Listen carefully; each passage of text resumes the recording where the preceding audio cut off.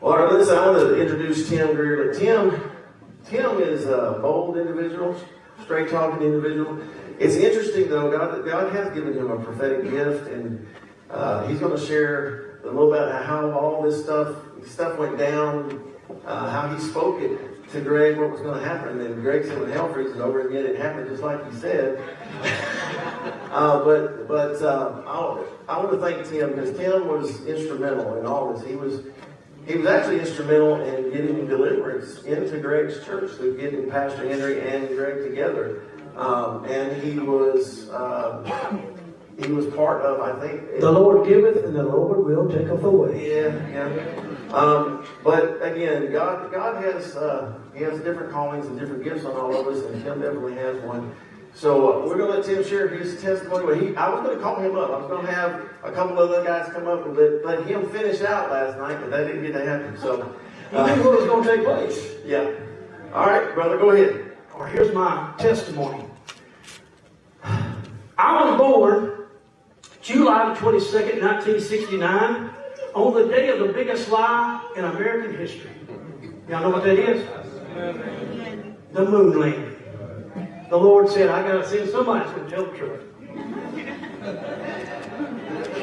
My very first memories is demons swooping down in my playpen. And the reason I know that is I climbed out of it was a crib, not playpen. I climbed out of the crib and I ran to my daddy. And my daddy said, that's the first time you ever got out of the crib, so that's how I remembered it. I don't know exactly what age I was.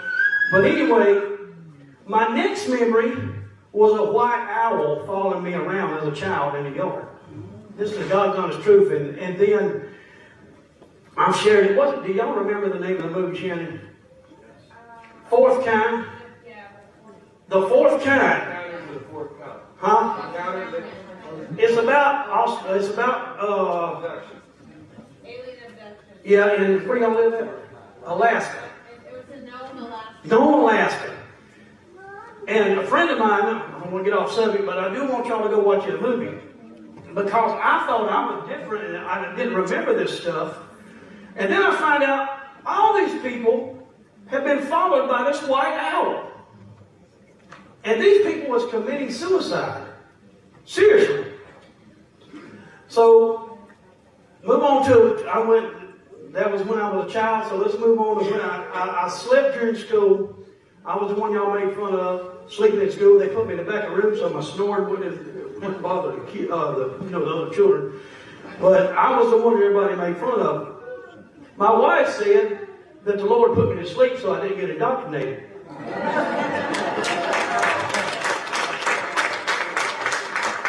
So, anyway, when I was 19 years old, let me back it up. When I was 15, 16 years old, they would hire us at the cotton mill. And we could go to work at the cotton mill in the summertime. And then, when school started back up, we had a choice. We had a choice to go back to school and give up our paycheck, or stay in the cotton mill. That means you quit school. It's a plan of the enemy. If you figure that when I reveal all these things that I'm fixing to reveal, you'll know that I was born to replace my father in the cotton mill. Because the system is set up that way. So, anyway, let's move on. I got really tired of doing that. And there was a guy that come by that was an informant for the FBI. And he was going around and he couldn't trick all these guys. In my hometown, there was a phenomenon of cars getting stolen, chop, blah, blah, blah, whatever the case may be. So they sent an informant. And when this informant, he couldn't get in touch with the guys that was professional. So what he would do is he would say to these kids, go steal me a car and I'll give you 10% of it. So if the car was worth $15,000, he paid us $1,500, and that was a whole lot of money back then. Me being as smart as I am, I would go to someone and say, hey, I can make $1,500 and you upside down in your car. So if you give it to me, and you turn it in on your insurance, It's a win-win situation. So I started doing that. I've done it so much they told me to stop. The ones I sell it to, I said, well, why are y'all telling me to stop? Y'all in the car business, ain't you? So there was this one time, because let's just say me and Dean, I won't put Dean on our bus, but me and Dean said, well, I'm going to ride with you. I'm going to see who you sell it to. Well, Dean actually was a guy named Jeff Gregory, and believe it or not, he committed suicide because of this very event. He rode with me, and then when I went and sold it to the FBI, I didn't know I was selling it to the FBI at the time. It was a thing called Tiger Bait. You can look it up, 1989, Spartanburg, South Carolina, Operation Tiger Bait. So I was selling these cars, and this guy wanted to ride with me. So when this took place, it proved, when we went to court a year later, after we went to jail, it proved that I knew that that car was not stolen, and it made an insurance fraud. Okay? Not theft. That means I'm smarter than the average thief. All right? So when we got arrested, I went to the county jail, and then I went to a place called the Glass Box. I call it the Glass Box. It was the federal jail. I got double dipped. So anyway, when that got me in the federal jail, and I'm talking about in one day's time. I'm not talking about a prison. I'm talking about when I was arrested. So what happened is that put me over there with the big boys. I was 19-year-old, and everybody else was over 40 years old. Okay? And believe it or not, if y'all spoil y'all's kids, it ain't gonna turn out to be worth a crap. So I was in jail. I was in jail with the mobsters, and their kids wasn't worth a crap because they spoiled the kids. And then I had a reputation. By the time I was 25 years old, I owned half the bars in town. I was 19, from 25. I got in with them and got into the poker machine business. And I owned the strip clubs, the adult stores, and I was 25 years old. This is where it gets very interesting. So, from 25 to 29, at 29, I was going through the 3 Ds, and I call it the divorce, the depression, and the drugs. My mama would give me Valium, and it works just the opposite on me. So she would take it to calm herself down. I would take it and it would jack me up. And I was in the process of losing everything. But anyway, the local authorities couldn't figure out how I was making this money and wasn't doing anything illegal. Okay? So this right here part of the story is really going to blow your mind. The reason I didn't like sharing my testimony because of things that I say I was ashamed of. And the one thing that I really was ashamed of is they charged me with trafficking cocaine. And I'm completely against drugs. Completely against drugs. And the Lord kept on, share your testimony. I don't want to do that because I was not a drug dealer. I know the truth. I was not a drug dealer. I was set up. But if I sit here and told y'all that I was charged with trafficking cocaine, but I got out of it, y'all would say, well, he paid somebody off. The truth is, I was set up. But how was I going to prove that? How was I going to prove that I was set up? This is a God's honest truth, and I had it with 2 witnesses in front of me. There was a man walked up to me in that lobby of that motel over there this weekend. He didn't know me from Adam. I guess he'd seen one of my videos. I don't know.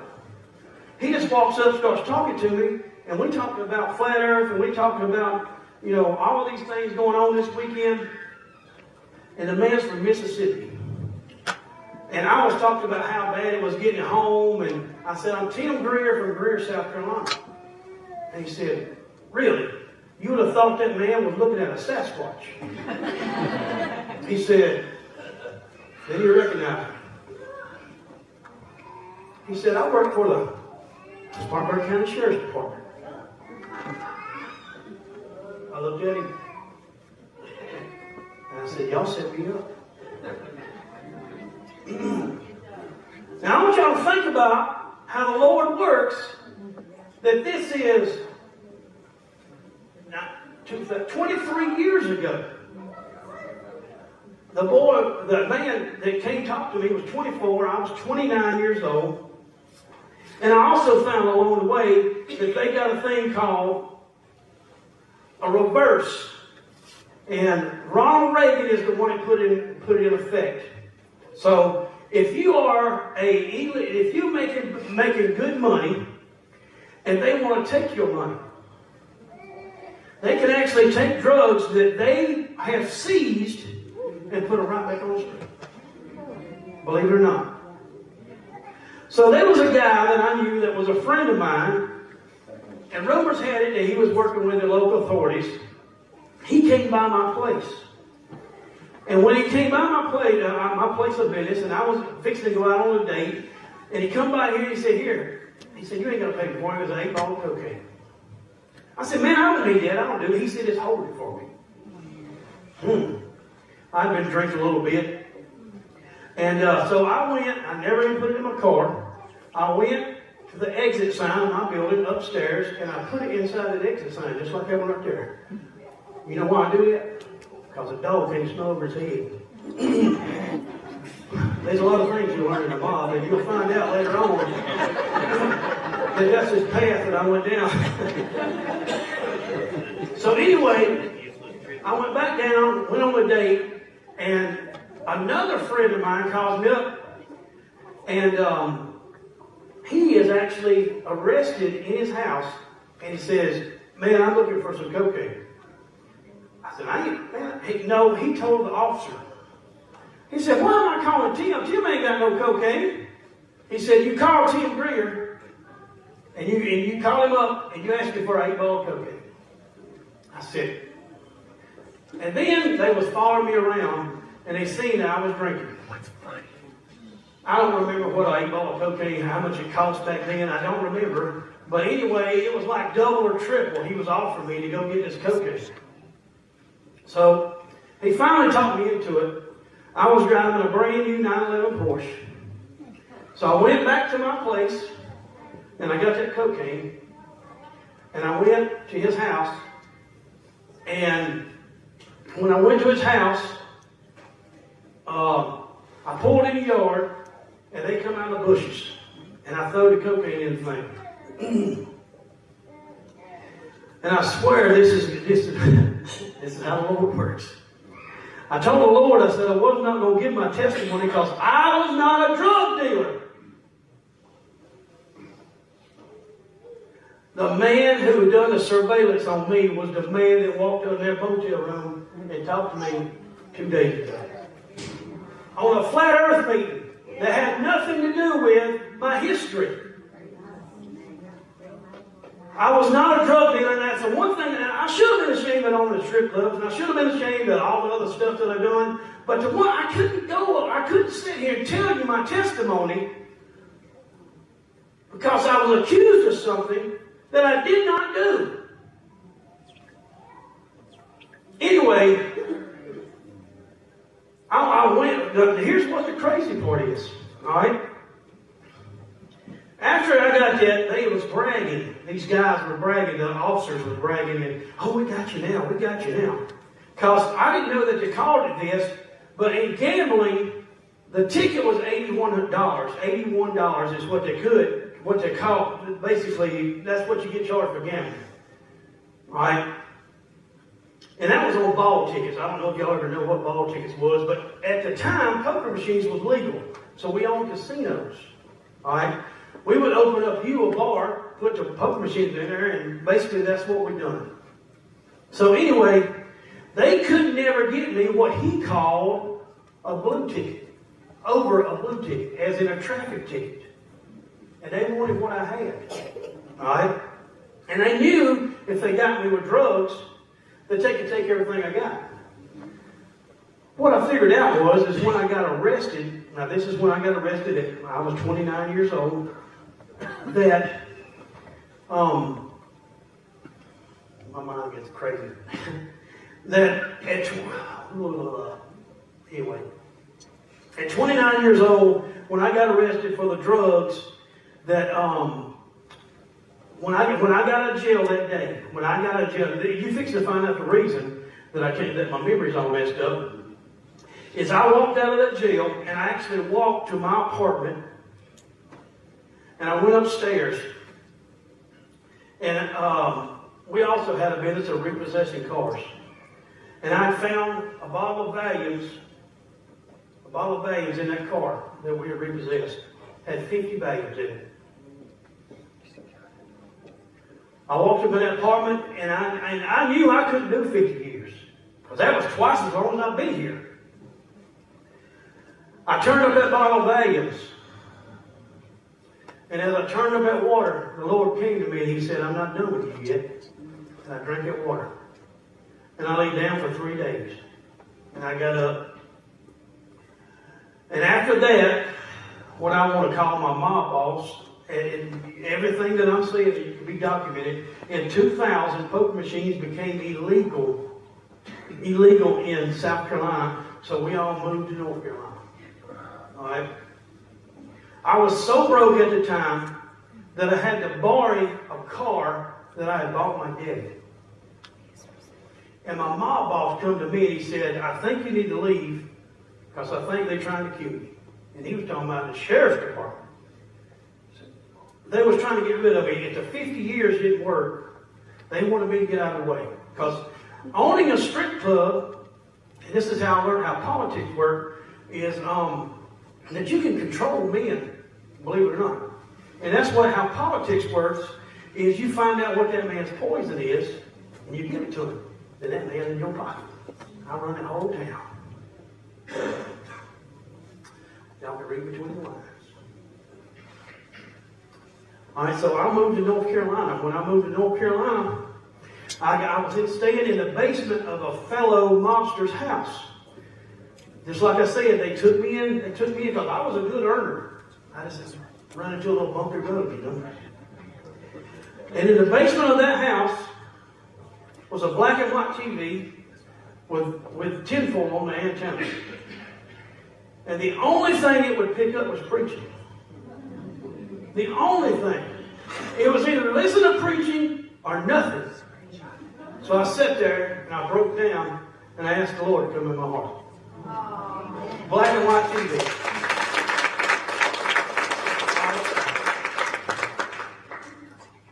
So then, I was still in the mob, but I was on my way out. So that's why I like to meet people at the road that they're on. And so in the meantime, I was looking at 50 years. All right, so I done proved that Spartanburg County was dealing dope. I had in my head how I was going to put all this together. But somehow or another, the informant that worked with the county got busted with a truckload of pot in Texas. All right? So that brought the FBI in. And the FBI started looking around and asking all these questions. Who's Tim Greer? Why ain't y'all bringing Tim Greer in here? Who's Tim Greer? And 30 days later, they finally called me in. And there was another guy that walked up to me a few months ago. Come to find out, he had a brain aneurysm. His last name was Taylor, and he was the guy that set me up. So this guy that we met 2 days ago was the one in the van recording everything, and the officer, I called him Opie Taylor. We all give him all nicknames. Bless his heart, he's got a brain aneurysm now. He don't even remember who I was. He walked up to me. Don't I know you from somewhere? Yeah, you probably remember me. So anyway, the Lord's put these people back in my life. And so anyway, they finally called me in. And all my friends had been questioned. They didn't want to talk to me. So anyway, he calls me and he said, these guys here want to talk to you about this, and asked me about a few different names. And so I walked in the door and Opie Taylor was there. And you remember now, I just gave my heart to Christ. So you got to understand that the Lord had the FBI bust a man with a truck and bring the FBI here. Believe it or not, the FBI kind of kept me out of prison. Y'all fix to find out. So when the Lord brought the FBI here and to Spartanburg County, then the FBI figured out what these folks was doing. And I walked in the door, and O.P. Taylor said to me, "Be careful what you say, because they're here for blood." And I looked him in his face, and I said, "Yeah, this time it's your blood. Y'all set me up." This is the first time I ever told the story, because I was ashamed, because they said I was a drug dealer. I walked in that place, and I sat down with them. I didn't even have a lawyer. And I said, "Y'all gonna get a solicitor on the phone right now. And y'all gonna tell me I'm walking away from here, I'm gonna give y'all everything you want. And I'm gonna tell you the truth, the whole truth, and nothing but the truth." Oh, they couldn't get a solicitor on. So the next day, I come in there by myself. I had a lawyer that I actually was a lawyer. He was licensed. Because I had to tell him how to do it. But anyway, I walked back in there. I got it, signed a piece of paper. And I told him everything that the sheriff's department was doing for 15 years. For 15 years. When I walked out of there, I was a free man. I was looking at 50 years, and I walked out a free man. And you can look on my record right now. It is still pending. 23 years later, the case is pending. They ain't figured it out yet. That day that I gave my heart to Christ, I started on a path. I call it a road with mile markers. And I want to let everybody in here know that I am not a preacher. The only thing I have is a testimony. When that man walked up to me, he told me who he was. And I told him, I said, "Y'all set me up." And he said, "You had Dean." Now, this man was here today, but he's still got to be anonymous because he put a lot of people in prison. So I told him, I'd bring you Dean. Dean, what did he tell you? He admitted it. That's what the Lord do.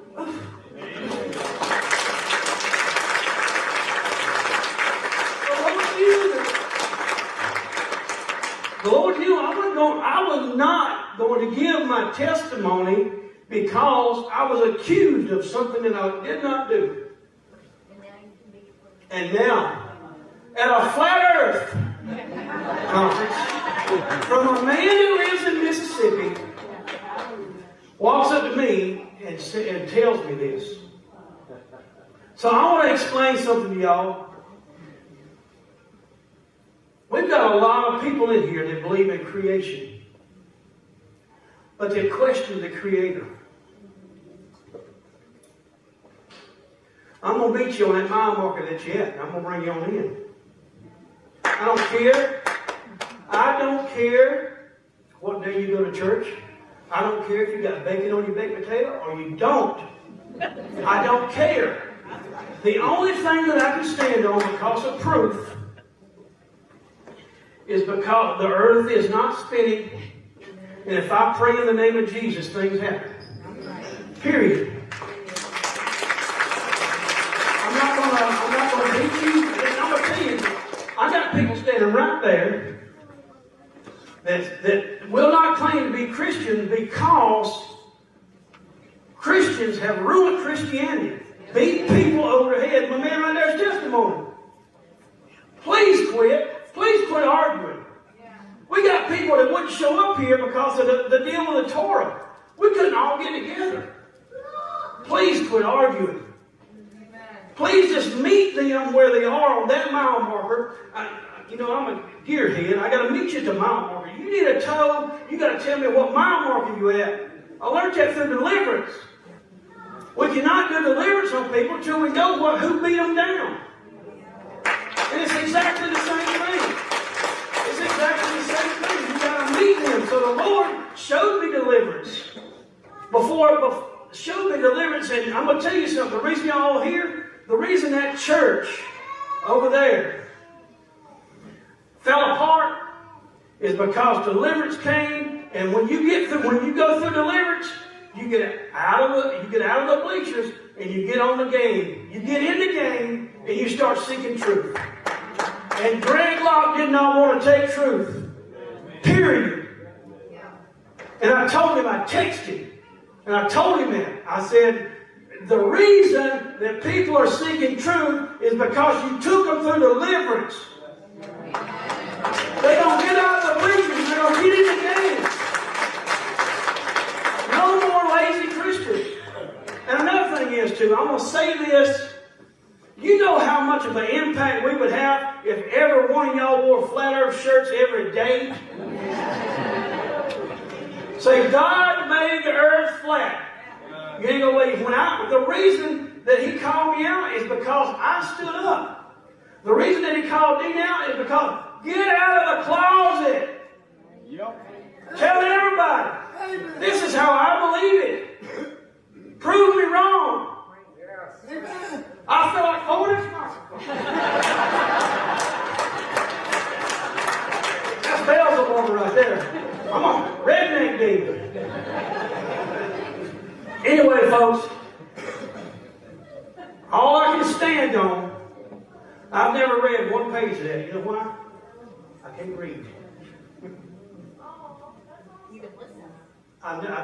You can ask anybody that I have text can tell you that I can read. Thank God for autocorrect. And then when they correct it, I don't know if it's right or not. I have to go with it. I guess it's right. My wife, I'm so glad she worked in daycares, and that's how she helps me out. She says I'm about 5th or 4th grade level, whatever. But anyway, but I did learn how to make money. And I don't want anybody ashamed. I'm going to tell you, when you look at a person that's successful, that is a Christian, and you're jealous of them, that's covet. Right. Amen. The only thing you got to do is ask that person. If that person is a Christian, he'll tell you how they make their money. I'll tell every one of y'all. I'll get every one of y'all out of poverty. I promise you. I get 100 emails a day. People want me. And I was the only person, Dean can tell you, I'm the only person that could get up on that platform and say anything I wanted to say, and it did not affect my income. And that right there has kept all these podcasters, all these preachers, all these people from coming to Flat Earth Truth. Now, you wouldn't believe how many's undercover. In the closet, because the Lord affects them. I mean, their audience, their following affects their income. What they love, the truth or the money? Period. Kyle, come on over here. I want to thank y'all for doing this. This is a good friend of mine, Micah, that got fired. Come on up, Dean. I want y'all to pray over this. How much we got there? 2,175. Thank y'all.